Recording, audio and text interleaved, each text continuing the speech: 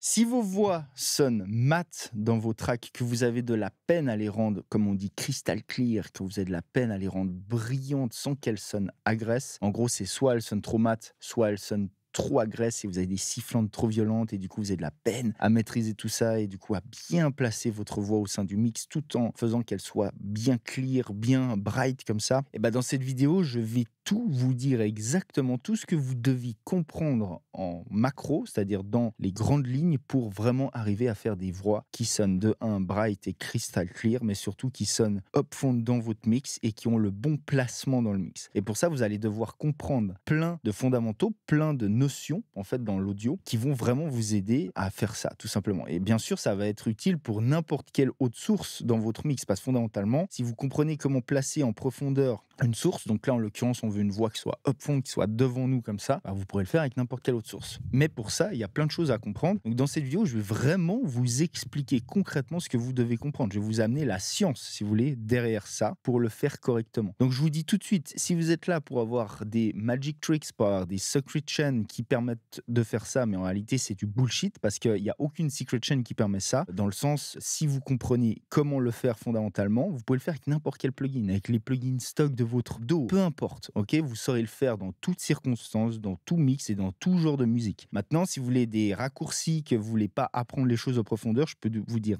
d'office, barrez-vous de cette vidéo. Cette vidéo, elle est pas faite pour vous. C'est une vidéo qui est faite pour ceux qui veulent réellement s'améliorer, qui veulent vraiment aller plus loin, qui ont de l'attention, qui sont capables de se concentrer plus de 30 secondes sur quelque chose. Donc, si vous voulez du short, du raccourci, des magic bullets, etc., c'est pas pour vous. Si au contraire vous êtes intéressé et que vous voulez vraiment apprendre en profondeur comment faire ça, comment avoir des vraies voix qui se placent devant, c'est la vidéo pour vous les gars, il y aura tout dedans. On y va. Si vous voulez des tricks quotidiens pour apprendre plein de choses sur le mixage, la production, le sound design, le mastering, etc., vous pouvez vous inscrire à ma newsletter. C'est 100% gratuit, ça ne vous coûte rien. Vous allez recevoir quotidiennement des vrais tips and tricks et en plus, vous recevrez 300 presets sérum haut de gamme plus une formation 100% gratuite qui va aider les plus débutants d'entre vous à choisir le matos, à faire une base d'acoustique, à bien setup votre home studio. C'est full valeur. Si ça vous intéresse, je vous mets tous les liens dans la description. Donc les amis, si vous voulez vraiment comprendre comment placer une voix en l'occurrence, mais c'est valable pour n'importe quel objet, n'importe quel élément, on va dire, dans votre mix, il faut que vous compreniez plusieurs choses. La première chose, c'est de comprendre que, voilà, une voix, parce qu'on parle de voix ici, on parle vraiment de comment placer une voix. Une voix, déjà, c'est un signal qui est assez compliqué. Pourquoi c'est un signal qui est compliqué ? On va dire, dans les grandes lignes, il y a plusieurs types de fréquences dedans, hein. Si on décomposait une voix, on pourrait faire 3 grosses fréquences comme ça, hein. En bas, ici, c'est les fréquences. Ok, et ici, c'est l'amplitude, tout simplement. On a une partie ici, en gros, on va avoir la fondamentale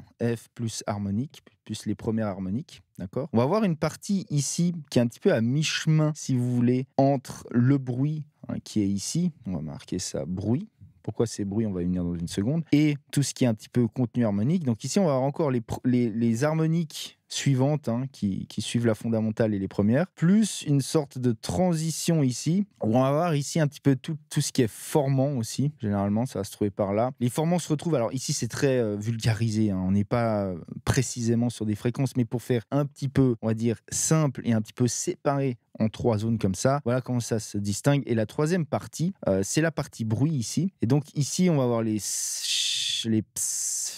sifflantes, etc., hein. J'écris n'importe comment, mais vous comprenez. Donc, en réalité, quand vous traitez une voix, voilà, il faut avoir ces 3 parties en tête. Et ici, on va se focus donc sur cette partie-là, la partie des aigus. Pourquoi ? Parce que c'est la partie qui va donner aussi, d'une part, la sensation que c'est upfront, que c'est quand même in your face, que c'est devant le reste. Vous allez comprendre après pourquoi. Et c'est aussi la partie à traiter correctement si on veut ce côté crystal clear, comme ça, ce côté comme ça qui est très présent. Ok, sans pour autant, bien sûr, que ça devienne agressif. Les autres parties de la voix, elles se traitent de manière différente. Ça dépend de ce qu'on veut, bien évidemment. Tenez bien compte que, voilà, il va falloir traiter toutes les parties, mais que la plus importante ici, aujourd'hui, dans cette vidéo, parce qu'on parle justement d'être crystal clear devant, c'est la partie des aigus. Donc, en réalité, maintenant, si on redessinait ces 3 parties-là, si on se focus ici, on va avoir une certaine dynamique. Si on regardait un petit peu visuellement ce qui se passe comme ça, ce serait mon signal audio, hein, ok ? On va avoir une certaine dynamique. Et dans toutes les bandes, hein, bien entendu, on va avoir une certaine dynamique, ok ?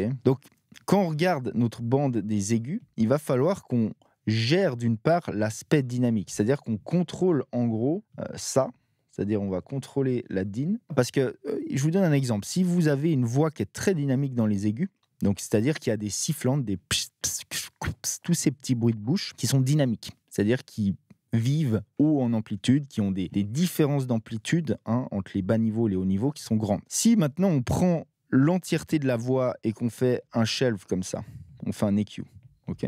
Si on fait ça, concrètement, ce qui va se passer, c'est que vous allez certes rendre la voix plus bright, mais ce qui était dynamique dans ces aigus va l'être pas plus, mais va aller plus loin en niveau. Vous voyez ce que je veux dire? Donc, ce qui est à un certain niveau, on va dire que ça, c'était les niveaux les plus forts dans votre voix, d'accord? Et bien, maintenant, ça, vous allez l'augmenter encore plus loin. Ok, ça va arriver là et ça va arriver là. Et donc, si ici, c'était un petit peu la limite pour notre oreille pour que ça ne sonne pas agresse, c'est-à-dire qu'on les entend à un certain niveau, c'est sifflante, mais c'est ok, bah maintenant, le fait de les remonter, ah bah non, là, on arrive ici, et là, c'est trop fort. Là, on a l'impression que ça nous agresse parce que ça pique trop, il y a trop de dynamique. Vous voyez ce que je veux dire? Je vais vous redessiner ça un petit peu de manière plus claire. Imaginez-vous, là, on voit la dynamique comme ça. Ok, tchac, on a une sifflante là, on en a une grosse là. Voilà. Ça, c'est uniquement zoomé sur, en gros, c'est comme si j'avais cuté comme ça, ok, j'avais fait un low cut et j'écoutais tout, on va dire, allez, de 6K à 20, ok, à 20 kilos. Donc là, ce que je vois, ça représente donc ma dynamique de 6 à 20K sur ma voix, d'accord? Cette dynamique-là, c'est par exemple des t, psh, ks, tous ces bruits de bouche, d'accord? Tous ces qui sont, on va dire, tout à fait normal, attention, on ne veut pas les éliminer. Ce qu'on veut ici, c'est les contrôler. Mais ce qu'il faut que vous compreniez, c'est qu'ils sont à un certain niveau, et ça va dépendre de plein de facteurs. Ça va dépendre de l'enregistrement, du micro que vous avez utilisé, à quelle distance était le micro aussi, parce que ça c'est très important, l'anti-pop ou pas que vous avez utilisé, le placement du micro par rapport à la voix, par rapport à la tête du chanteur ou de la chanteuse. Tous ces facteurs-là vont influencer là-dessus, c'est-à-dire sur le résultat des aigus que vous avez sur votre voix et sur la dynamique de ces aigus. Ça, c'est, voilà. Mais il y a un certain moment, de toute façon, on doit faire avec ce qu'on a. Donc, en fait, c'est le premier truc à bien comprendre, c'est-à-dire qu'il y a une certaine dynamique, et notamment pour les fréquences aiguës, et c'est aussi valable pour les fréquences auxquelles on est le plus sensible, donc les hauts médiums, par exemple, etc. Ce principe-là que je suis en train de vous expliquer, vous pouvez, comme je vous l'ai dit en début de vidéo, réappliquer ça partout. Ce qu'il faut comprendre, c'est que, voilà, ça a un certain niveau. D'accord? Et avec la voix dans un certain état, ça peut être OK. On peut écouter ça dans notre mix. La voix, on ne l'a pas encore traitée. On a ça comme dynamique. Du coup, c'est OK. À l'oreille, ces moments forts ici, ils sont pas trop forts. Ils sont juste au bon niveau. Mais maintenant, si j'essaie de brighter ça, de ouvrir la voix avec un shelf, par exemple, là, du coup, tous ces moments forts en dynamique vont être encore plus hauts et vont arriver dans un niveau auquel ça va devenir agresse. Quand on parle de quelque chose qui devient agresse, c'est tout simplement qu'à un certain moment T dans l'audio, on a ces fréquences-là. En l'occurrence ici, je sais pas, admettons ça c'est du 6K, du 6, 7K, peu importe. Ok, c'est des fréquences auxquelles on est quand même passablement sensible. Elles vont être trop fortes par rapport au reste de la musique. C'est toujours en contexte, bien entendu. Et du coup, vu qu'elles sont trop fortes par rapport au reste de la musique, on va avoir l'impression que ça nous agresse, en fait, tout simplement. Donc ici, le premier truc à faire, les amis, c'est de maîtriser, de contrôler cette dynamique ici. Donc ici, admettons, la dynamique max qu'on aurait, elle est là, sur cet exemple-là, hein. Donc ça, c'est la dynamique max. Et ici, ce qu'on va vouloir faire, c'est la réduire. C'est peut-être réduire ça, allez, à ça. Okay, ça veut dire compresser, limiter, clipper. On ne parle pas fondamentalement de quel outil on utilise pour compresser. Il y en a plein. Il y a aussi simplement du clip bien. Je vous donne après plein de manières de le faire. Pour l'instant, on veut juste comprendre le principe. On va maîtriser cette dynamique. Et maintenant, notre nouvelle dynamique, je vais vous dessiner ça en orange, c'est celle-là. Okay. Donc ça, c'est la nouvelle dynamique qu'on a. Et vu qu'on s'arrête ici, d'accord, et qu'on sait que notre stade max avant lequel on peut commencer à sentir ces fréquences comme nous agresser les oreilles, on sait que c'est ici, d'accord, et en vrai, vous avez ça de marge maintenant pour brighter l'ensemble de la voix vu que vous avez contrôlé cette dynamique. Vous comprenez ce que je veux dire? Et là, maintenant, le shelf que vous allez appliquer comme ça, admettons avec un EQ, il est très mal dessiné, mais vous avez compris, EQ, vous allez pouvoir ajouter X dB, en gros, hein. L'ensemble de la voix va paraître plus bright. Pourquoi? Parce que ici, vu qu'on a réduit la dynamique, maintenant notre dynamique réelle, si vous voulez, j'efface 2-3 trucs juste que ce soit plus clair. Notre dynamique réelle, elle est là. Okay, ça, c'est une vraie dynamique après la compression. Et l'espace entre les niveaux les plus forts ici, je vous les redessine vite fait, okay, et les niveaux les plus faibles ici, en gros, il est réduit. Donc si maintenant je remonte tout ce petit monde, hein, tout ça va remonter.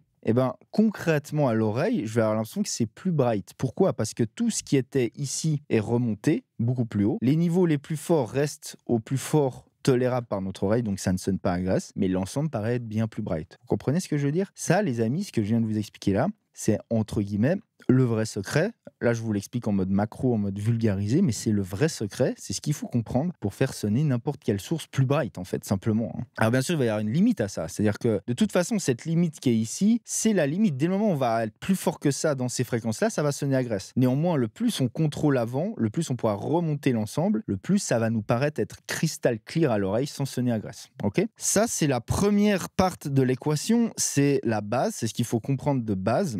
Maintenant, il y a plein d'autres choses à comprendre aussi parce que ici, on parlait en vrai de la voix en solo. Maintenant, ce qu'il faut comprendre, c'est qu'on perçoit jamais la voix en solo. Quand on parle d'une voix dans un mix, en réalité, on parle d'une voix dans un mix au sein de plein d'autres éléments. Et tous ces autres éléments autour de la voix vont influencer la manière dont on perçoit la voix. D'accord ? C'est deux choses différentes que d'entendre la voix en solo, vs l'entendre au sein d'un mix avec tous les éléments dedans. Ça va complètement changer la perception de ce qu'on entend. Et je vous donne un exemple simple. Si on a énormément de basses, de bas mid, etc., par exemple, qui sont occupés par je sais pas, kick, bass, drums, etc. On va potentiellement pouvoir mettre la voix un petit peu plus fort, un petit peu plus bright, parce que tout le reste des fréquences va compenser à l'oreille. Vous voyez ce que je veux dire ? Alors que si on est dans un arrangement où on a très peu de bass, très peu de bas mids, etc., et qu'on a que des choses qui vivent un peu dans les mids, on pourra aller moins loin, parce que en relation avec les autres éléments, notre voix va sonner plus rapidement bright, va sonner plus rapidement agresse. Pourquoi ? Parce qu'on n'a pas d'autres choses qui contrebalancent dans le bas, par exemple. Ok ? Donc c'est juste un exemple simple pour vous rendre compte que le contexte fait tout. Okay, ici, c'est la théorie en solo. C'est très important de comprendre cette histoire de dynamique par rapport à la zone max qu'on peut entendre avant que ce soit agresse et de contrôler ça, etc. Mais c'est aussi important de comprendre le contexte. Donc, je vous ai dit que je vous donnerais des clés sur comment contrôler donc, ces fameux niveaux pics.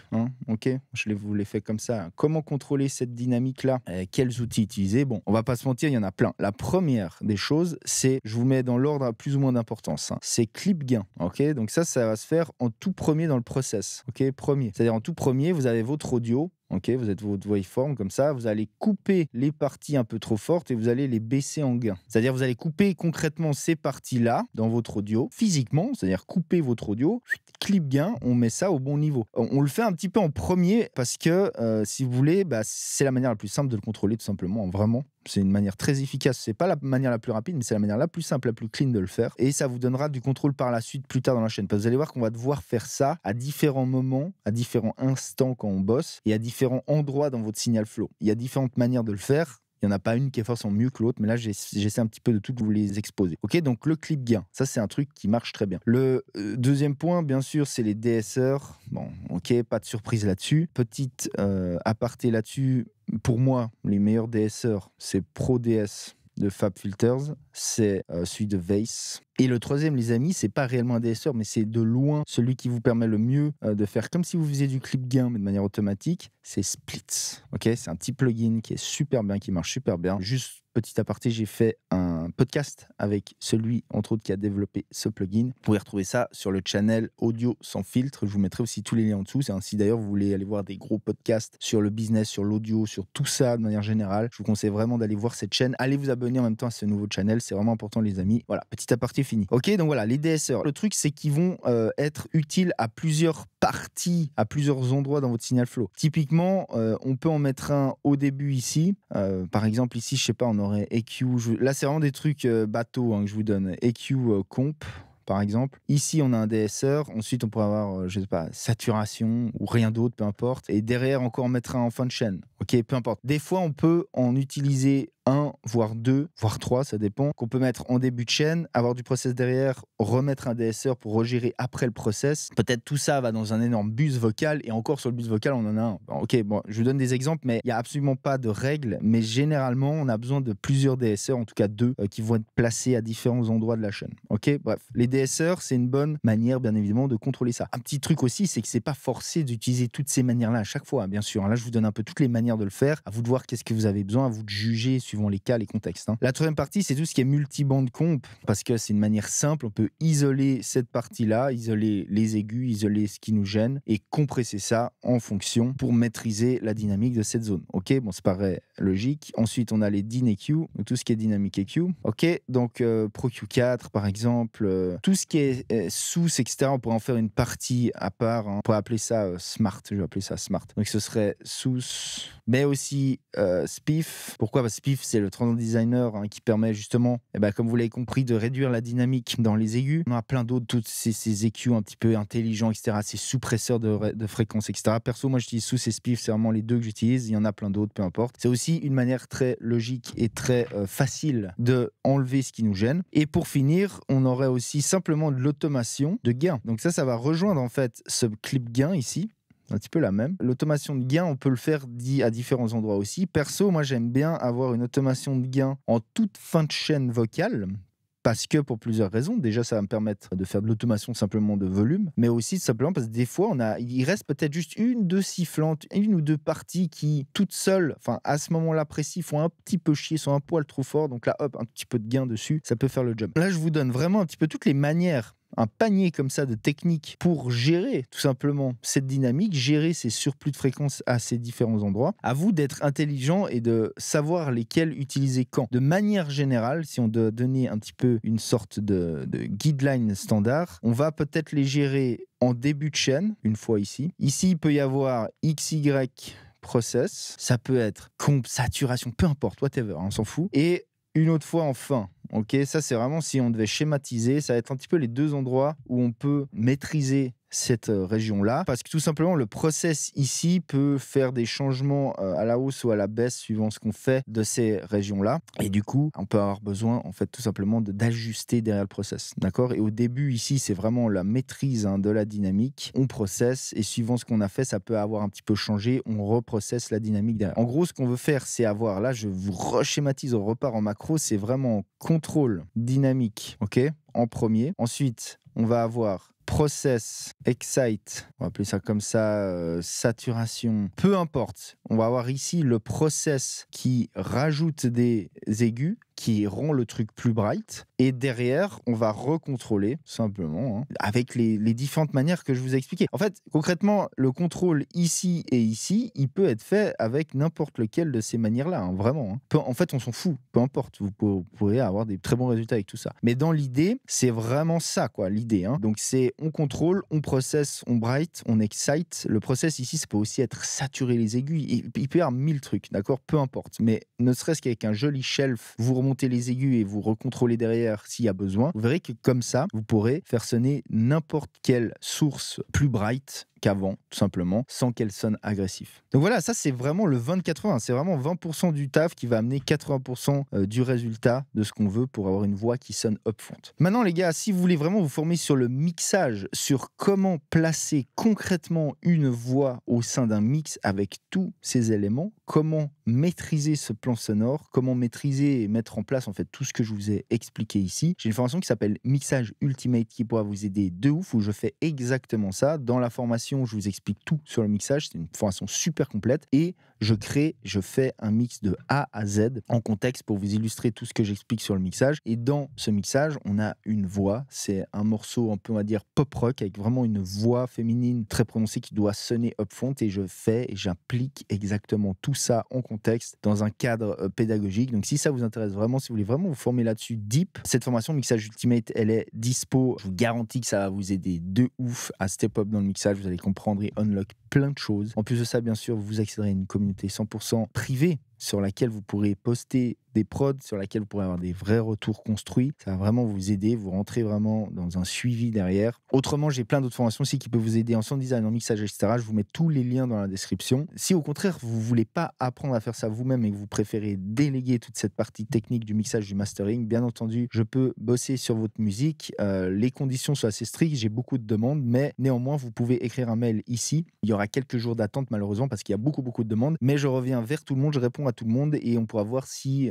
votre projet vaut le coup, si vraiment je décide de bosser dessus, on pourra voir si on peut faire quelque chose. Donc si ça vous intéresse aussi, bien sûr, vous pouvez me contacter ici sur ce mail. Ok, on continue donc le placement maintenant. La voix, concrètement, on va mettre ça comme ça, votre voix, elle va être placée au sein d'un mix. C'est-à-dire que votre voix ne va pas être toute seule. Donc, la perception de cette voix, comment on perçoit cette voix, comment on la perçoit bright, comment on la perçoit crystal clear, dépend bien entendu du reste de ce qu'on a autour de la voix, du reste du mix. Je vous donne un exemple simple. Si vous avez 14 000 hi-hats super bright, super aigus, votre voix, par rapport un autre mix où, admettons, il n'y a aucun hi-hat, il n'y a aucun élément autant aigu, si les deux voix sont pareilles en termes de brightness, en termes de niveau d'aigu, dans le mix où il y a plein de hi-hat, votre voix va paraître nettement moins crystal clear, nettement moins bright. Pourquoi? Parce que votre oreille, elle va comparer, elle va avoir d'autres éléments sur lesquels faire une ref, c'est-à-dire des hi-hat qui eux sont très aigus. Et si votre voix n'a pas plus d'aigu en niveau que vos hi-hat, bah concrètement votre voix va toujours sonner un peu mat. Elle va sonner plus mat en tout cas que dans l'autre mix où il y aura absolument pas d'autres éléments aigus qui vont venir rentrer en compétition avec la voix. Vous voyez ce que je veux dire? Donc c'est vraiment important de tenir compte du reste du mix. Et ça va vraiment dépendre de comment vous mixez le reste. C'est-à-dire que si vous voulez vraiment avoir une voix qui soit upfront, qui soit devant en plan sonore, ok, on va dire que ce serait une vue du dessus, ça. On verrait du dessus comme ça, on a des petits blocs. Ça, c'est mon bloc de voix. Okay. Admettons, on a, je sais pas, des blocs, on a un bloc de hi-hat. Okay, hi-hat. Et on a, par exemple, je sais pas, la snare. C'est aussi un élément qui peut venir rentrer en compétition, mine de rien. Ça pourrait être plein d'autres éléments. Hein. Ça, c'est le plan profondeur. D'accord? Ce qu'on veut, c'est ça. C'est-à-dire qu'on veut la voix au premier plan sonore ici. On ne veut pas que nos hi-hat rentrent dedans. Bah, concrètement, en fait, ce qu'il faut dire, c'est que c'est assez simple à comprendre. Le principe, c'est comme si maintenant on voyait comme ça le niveau. Hein, ici, c'est fréquence, ici, c'est amplitude, tout simplement. Si votre voix ici, elle a en gros, allez, on va dire, hop, cette forme-là, elle a un certain niveau ici d'aigu, mais que vos hâtes ici, je vous leur fais la même, tac, tac, tac, vos hâtes, ils ont un niveau plus élevé d'aigu, ils sont ici, ça c'est plus fort que ça, bah en vrai, vos hâtes, ils vont passer devant, ils seront là, hi-hat, ok? Si au contraire, le niveau de hâte est plus bas que celui de la voix, ici, vos hâtes vont repasser derrière. En fait, il y a un phénomène assez simple, c'est le taux, entre guillemets, je vous schématise, je vous vulgarise, mais que vous compreniez bien, c'est le taux d'aigu, tout simplement. Dans la vraie vie, faut vous imaginer un truc, c'est que, imaginez-vous quelqu'un qui vous parle à 1 mètre de vous, ou disons à 30 cm de votre oreille. Vous aurez un certain niveau de transition et d'aigu qui vont arriver dans votre oreille. Si maintenant la même personne, dans une grande pièce, quelle qu'elle soit, elle vous parle à 20 mètres de vous, le niveau d'aigu que vous allez recevoir et de transition aussi dans vos oreilles sera nettement inférieur. Et vous aurez bien plus de mids, de bas mids, tout simplement parce que les aigus ont moins d'énergie, ils travaillent, ils voyagent moins loin que les plus basses fréquences. Et de ce fait, plus on éloigne une source, plus les aigus, en fait, ça menuise, si vous voulez. Donc ça, c'est un des facteurs clés qui nous permet de faire sonner un élément upfront par rapport au mix, c'est le niveau d'aigu. Mais c'est aussi, c'est là où ça devient tricky, c'est aussi les transients. Si vous avez quelque chose qui a de la dynamique, ça nous paraît être plus proche que si vous avez quelque chose qui est très écrasé. Ça va tout de suite paraître sonner plus loin. Et bien sûr, c'est toujours en contexte, toujours en comparaison de ce qu'on a d'autre dans le mix. Donc si vous avez quelque chose qui est très compressé, qui n'a pas beaucoup d'aigu, vs quelque chose qui a de la dynamique et qui a beaucoup d'aigu, ce deuxième élément paraîtra toujours, quoi que vous fassiez, upfront, devant. Tant que vous n'aurez pas géré ce problème-là. D'accord? Et donc ici, on parle de ça, on parle d'obtenir une voix crystal clear qui reste upfront, qui reste devant. Donc il va falloir faire en sorte que la voix, ce soit l'élément le plus bright, entre guillemets, de votre mix, et qui vive quand même un peu, c'est-à-dire qu'on ne veut pas non plus écraser la voix complètement, ok, par rapport aux autres éléments. On est bien d'accord. Donc le hat, en général, les hats, c'est un élément clé parce que d'une part, c'est très aigu, ça contient beaucoup d'aigus, et d'une autre part, c'est dynamique.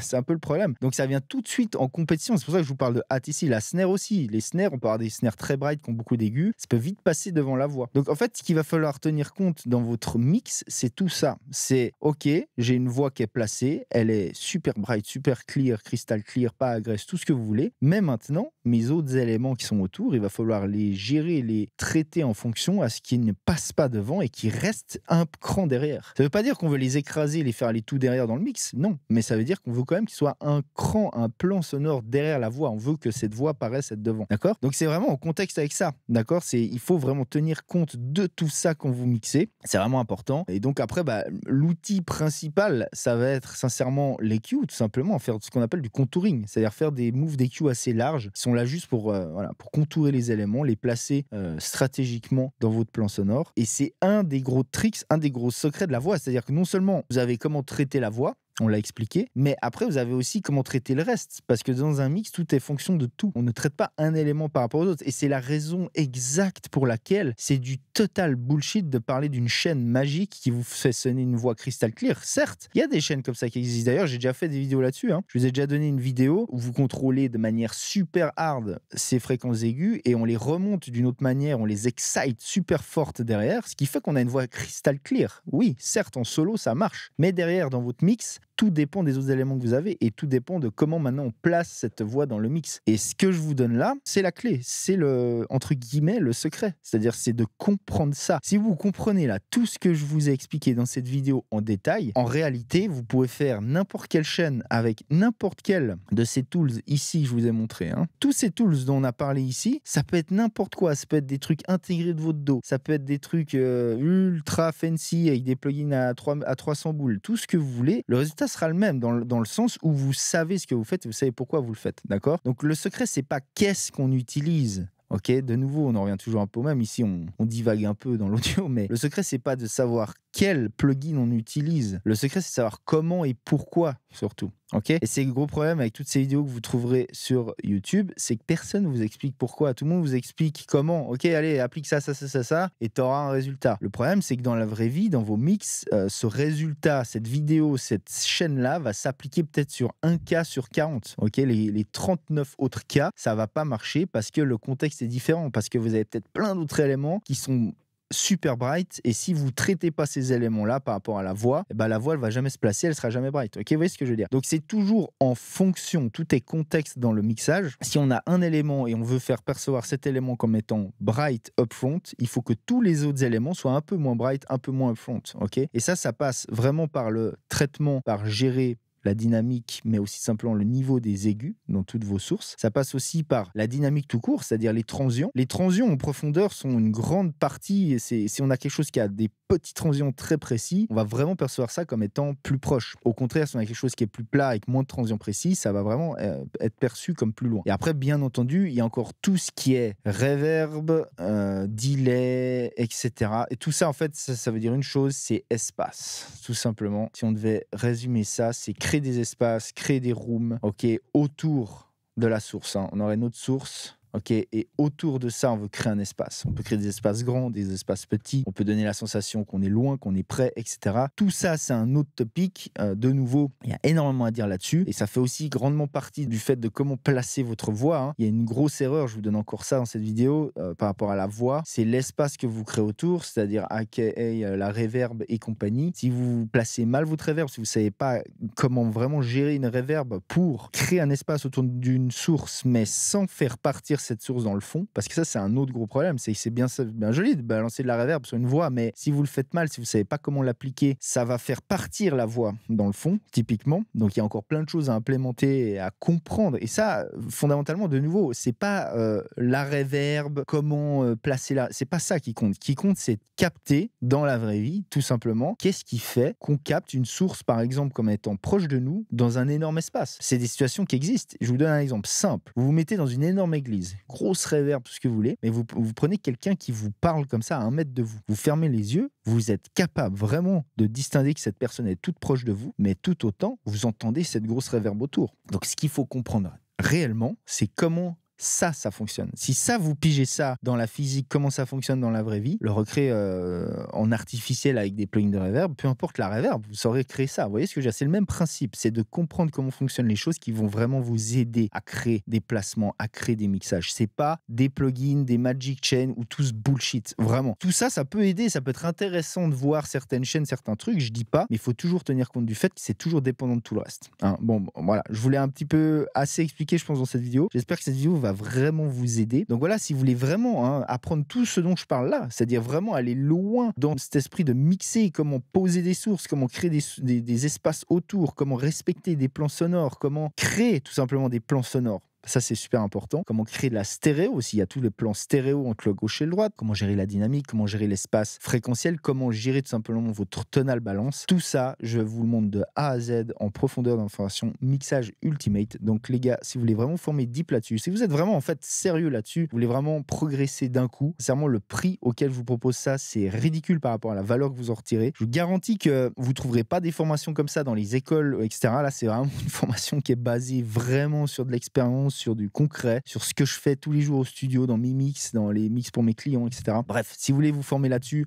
en même temps, du coup, ça supporte toutes ces vidéos-là, donc c'est vraiment un win-win. Je vous mets toutes les infos dans la description et dans les commentaires. Si vous voulez d'autres vidéos de ce genre-là, vous pouvez laisser des pouces en l'air, ça aide grandement les vidéos. Vous pouvez aussi commenter. Commentez peut-être simplement le sujet sur lequel vous voudriez que je fasse une vidéo par la suite. Si vous voulez d'autres vidéos sur le mixage, vous avez aussi cette playlist. Les gens, c'était Igor Schwitz. Stop Studio, je vous dis à plus, ciao.